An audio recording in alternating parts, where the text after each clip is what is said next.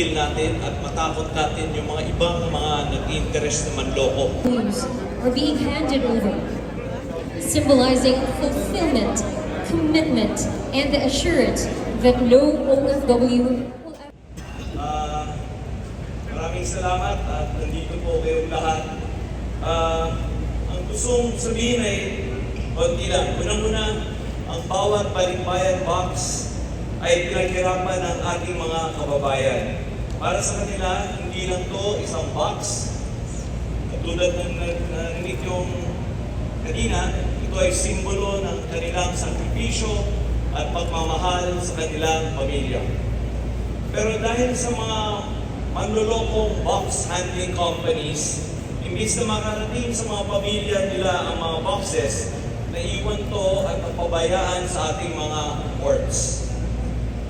Nung sinabi ni Commissioner Ariel Nepomuceno itong problema sa akin, at sinabi niya ang problema ay kailangan natin ng pondo para ipadala ang mga boxes na to. Over 50,000 boxes sa ating mga kababayan. Sinagot ko na. Sabi ko, gagawa natin ang paraan.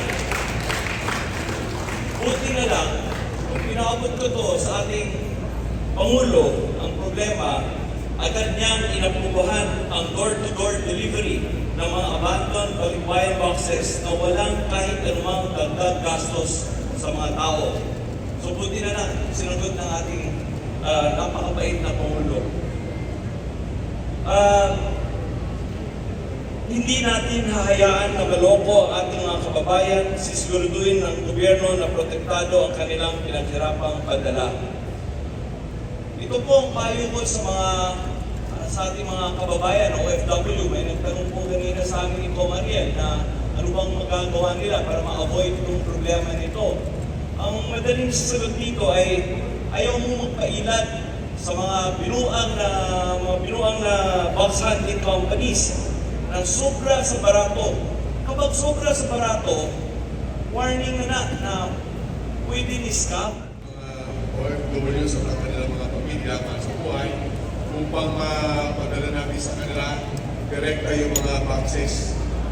Sabi nga namin, ang mga boxes na ito ay simbolo ng pagmamahal ng mga OFWs sa kanilang mga kamag-anak dito sa Pilipinas. At unti-unti nilang inipon yung kanilang mga boxes. Nilagyan nila ito ng mga pasalubong sa kanilang mga kamag-anak na inaasahan nila sa loob ng mga 2 buwan pagkatapos silang ipadala dito sa Pilipinas yung mga boxes. Ito yung mga katina sa kanilang mga mahal sa buhay. Yun nga lang, ito yung napabayaan, hindi binayaran ng mga tinatawag natin consolidators or deconsolidators at forwarders.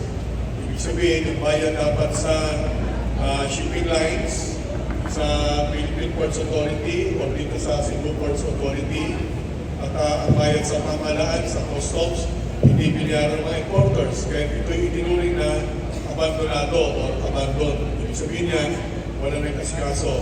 Kaya noong October last year, isang taon, nung malaman namin sa Bureau of Customs yung problema na yan,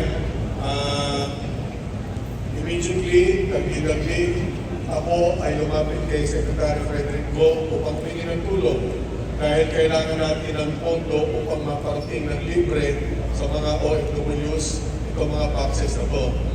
Lahat-lahat ng mga boxes na abandonado o iniwan o pinabayaan ay hindi mababa sa 54,000 boxes.